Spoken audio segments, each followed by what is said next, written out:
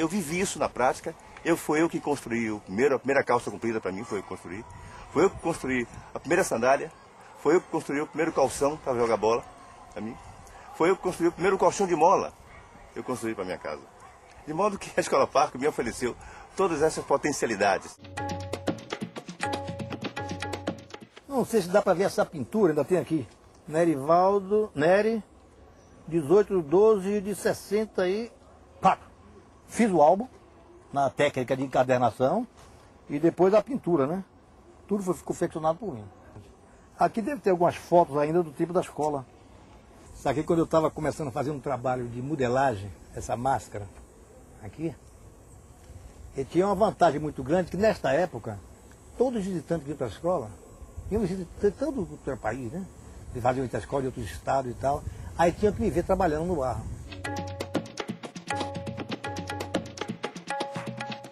Ele entendia a educação como um espaço onde o espaço tinha que ser generoso. Lá você tem um teatro generoso, você tem uma biblioteca generosa, você tem uma área de convivência generosa, você tem árvores frondosas, isso é fundamental. A ideia de Anísio é que nós, essa geração nova que aparecia naquela época, tivesse contato com, inclusive, a construção e a instalação do edifício para colaborarmos na pintura de painéis. Aproveito esse momento para lembrar de que esses 500 metros quadrados executados por essa geração representa talvez o maior, pelo menos em superfície, maior experiência plástica, pelo menos na América do Sul. Anísio Teixeira é uma pessoa que fez com que um filho de uma servente da escola, um filho de um motorista, chegasse à situação de médico sem precisar passar por cursos de complementação educacional.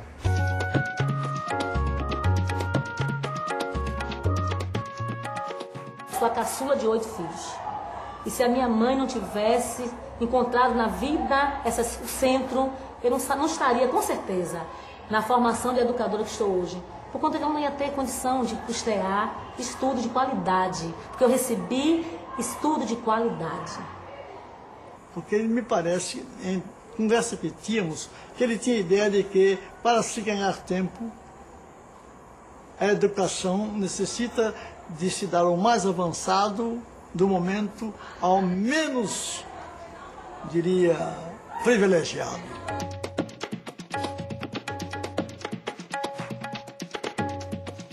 Que a gente aqui não sentia falta de nada.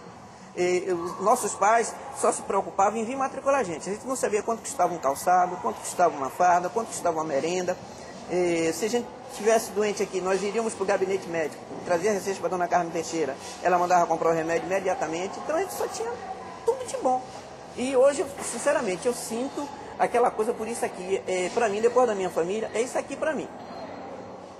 Nós tínhamos conta bancária, onde nós exercitávamos, nós tínhamos nosso gerente, tínhamos o cheque, né, o talão de cheque, e nós fazíamos a transação bancária como se fosse adulto lá fora. A gente depositava o dinheiro e aí saía dando cheque. Eu dava às vezes 2, 3 reais, essa ia dava 50 centavos, 20 centavos, e aí o dono ia e recebia no banco. Era tudo feito pelo aluno. Então é uma escola que realmente tem que ser valorizada.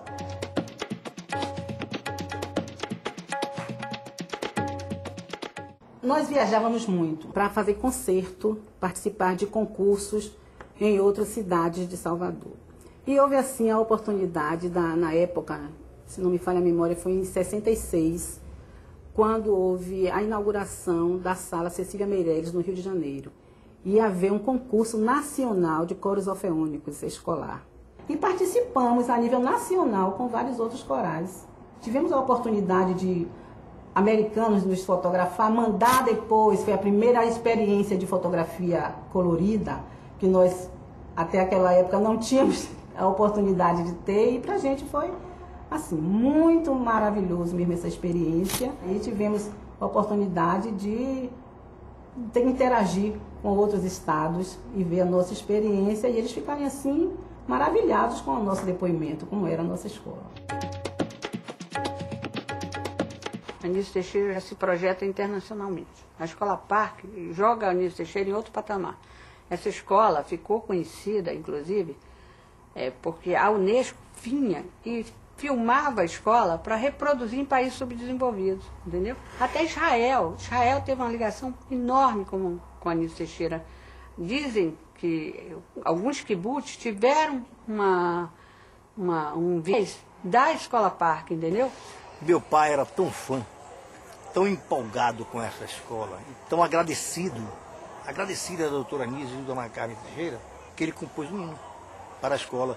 Com dever a Bahia agradece, grande centro educacional, ao mestre Anísio Teixeira, seu desvelo por nós sem igual. Com a escola nas mãos da sua mais fiel colaboradora, a mola propulsora daquele espaço, sua irmã, a psicóloga Carmen Teixeira, Anísio retorna em 1951 para o Rio de Janeiro. Com a conclusão do governo de Otávio Mangabeira, meu pai recebe um convite de Simões Filho, dono do jornal à tarde, aqui no estado da Bahia, que assume o Ministério da Educação, recebe um convite para ir para o Ministério para trabalhar com ele. Eu assumi essas funções de assessoria no Ministério da Educação e de ser o formulador e o organizador do que seria a CAPES. Em 52, ele assume a direção do INEP, então ele vai cumular a Secretaria-Geral da CAPES com a direção do INEP. O INEP é o Instituto Nacional de Estudos Pedagógicos, que foi criado já nos anos 30, 1937.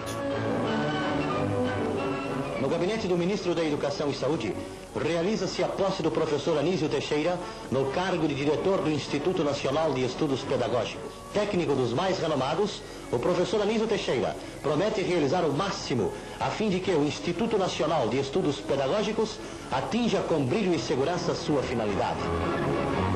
Mas também nessa década de 50, o Anísio ainda vai criar, em 1955, o Centro Brasileiro de Pesquisa Educacional, conhecido por CBPE, que vai ser ligado ao INEP.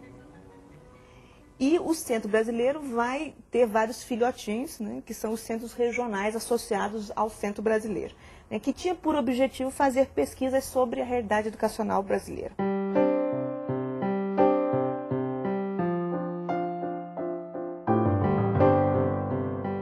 Os anos 50 é a década em que se vai discutir qual que é esse projeto de educação nacional.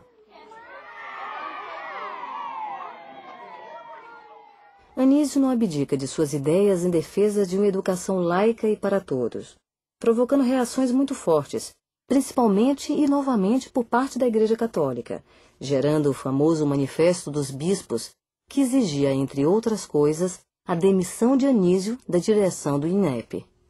Então, meu pai passou a sofrer assim uma oposição sistemática, e mais do que sistemática, pressão mesmo junto aos poderes constituídos, no caso ao próprio presidente da República, o Juscelino Kubitschek, no sentido de ser essencial a demissão de meu pai, sob pena de se abrir a perspectiva de um total caos na educação brasileira com a implantação de um modelo comunista de educação.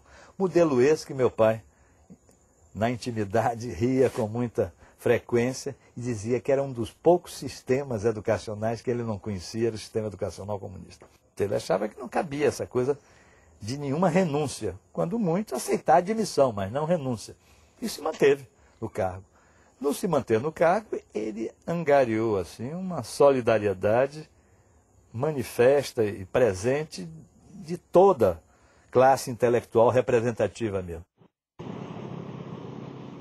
Também nos anos 50, publica Educação Não é Privilégio e Educação e a Crise Brasileira.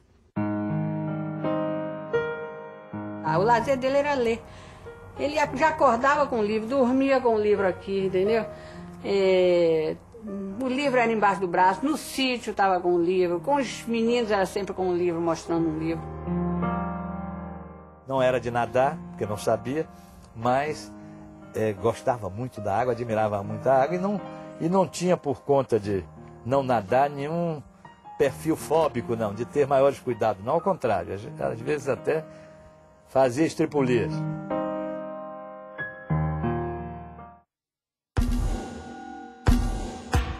Anísio foi um dos idealizadores, junto com Darcy Ribeiro, do projeto da Universidade de Brasília, a UNB, inaugurada em 1961 no governo de João Goulart. Darcy foi muito importante como o realizador, o impulsionador, o político da construção, e Anísio o responsável pelo estofo e a visão de futuro de uma universidade que aquela universidade teve ao nascer e depois foi, como toda a educação brasileira, levada para os rumos que a ditadura deu a essa mesma educação e que não estavam nem de perto juntos à renovação do processo educativo. Porque a universidade ela foi concebida de uma maneira tão revolucionária, tão transformadora, né? Como se fosse uma Bauhaus, para ter um parâmetro assim, né? Um campo de experimentação, né? Todo o sistema diferente, com créditos, semestres e não o ano letivo, né? Professores que vinham do exterior para dar uma matéria, né? E não por acaso, todo mundo que viveu aquele período ficou com uma marca, né? Como o Demian, né? do Hermann Hesse, que as pessoas se reconheciam por um sinal na testa. Eu acho que quem passou pela Universidade de Brasília ficou com esse sinal, né, transformador, mais corajoso, mais aberto, mais instigante, né? Em 1963, assume o cargo de reitor e também vai aos Estados Unidos, onde recebe um prêmio da Universidade de Colômbia. É no mínimo curioso o trecho de uma carta sua dessa época ao amigo Péricles Madureira de Pinho.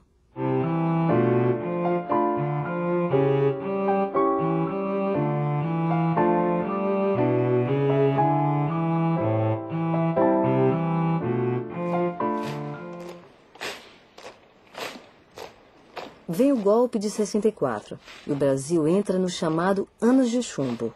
Meu pai sai da universidade, não pela porta do fundo nem da frente, sai com a universidade literalmente ocupada por cavalaria, invasão com tanque.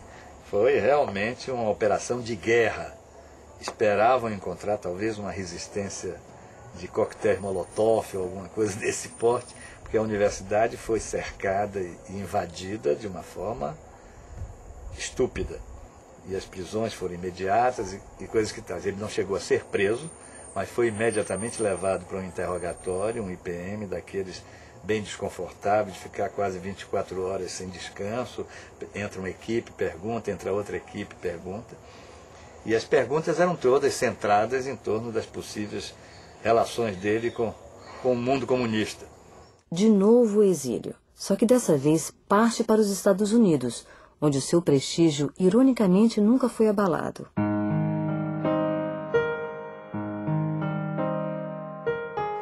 Mais uma vez, meu pai era comunista no Brasil e não era comunista para o FBI. Fica como professor visitante de algumas das mais importantes universidades americanas, a de Colômbia, a de Nova York e a da Califórnia.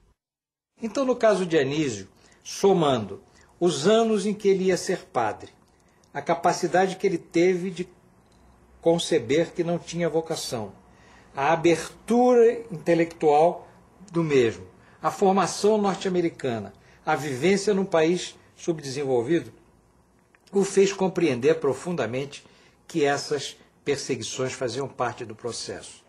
E ele não tinha isso de ficar se lamentando nos cantos. Ele ia fazer, ele ia trabalhar, ele ia escrever, ele ia fazer outras coisas.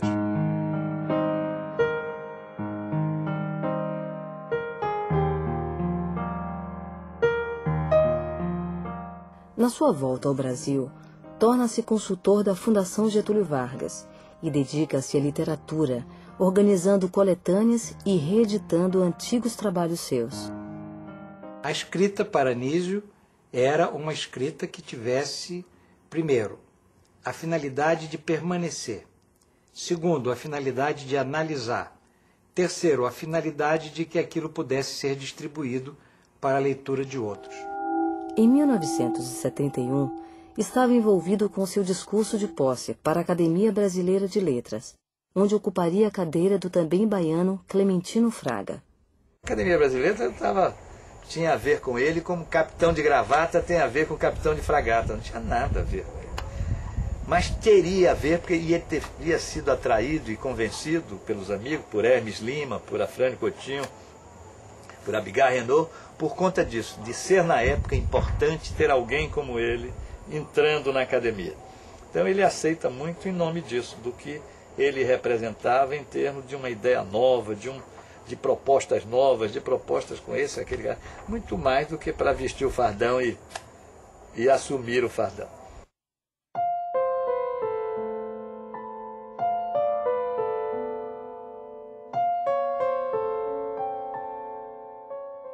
Quando o Brasil é surpreendido com a sua trágica e misteriosa morte.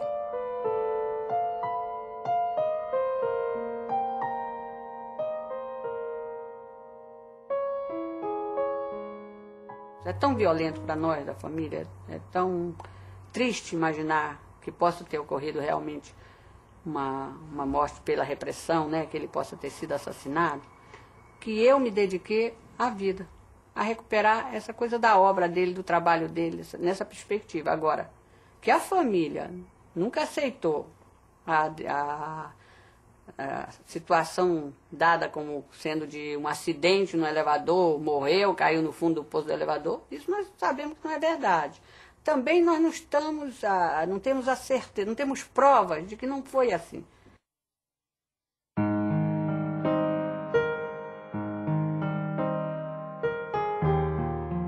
O fato de Anísio, que morreu em 1971, até hoje está lido, citado, procurado, buscado, seguido, mostra a sobrevivência, a força das ideias de educação.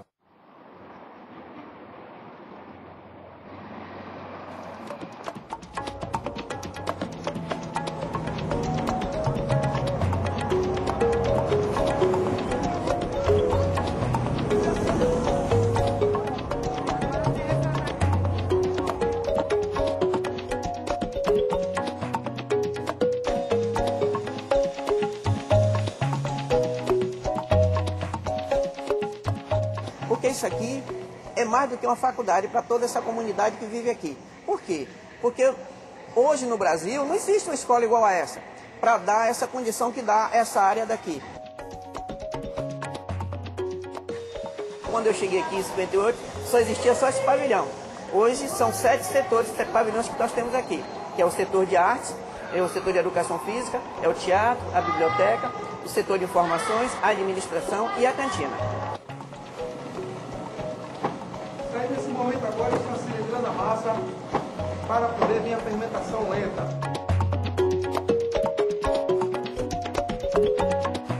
Porque o aluno aqui ele tem o quê? Todo o aprendizado, ele tem a merenda, ele tem o almoço, que hoje o aluno chega aqui pela manhã, ele coloca a mochila dele no guarda-volume e vem para fazer as atividades. Toma banho, almoça e daqui já vai para as escolas clássicas. Os que estão nas escolas clássicas, vêm para aqui.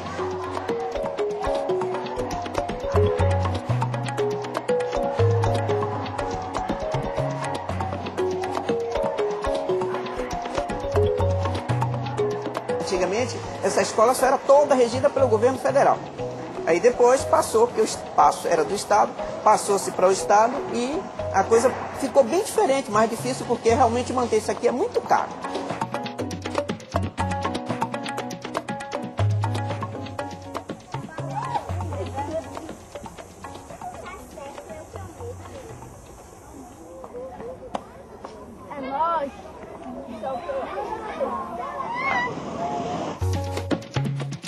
A vida de Anísio foi a vida complexa de um homem capaz de sentir e conhecer o seu tempo, porém pensar adiante dele. Ele é o poder do homem do Nordeste. É a essência, o intelecto, a alma e a revolução no sentido maior da palavra. Vou fazer das palavras de Jorge Amado minhas palavras. Anísio foi o mais modesto dos grandes homens, o mais simples, o que menos desejou para si próprio, o mais ambicioso, porém, em relação ao Brasil e ao homem brasileiro.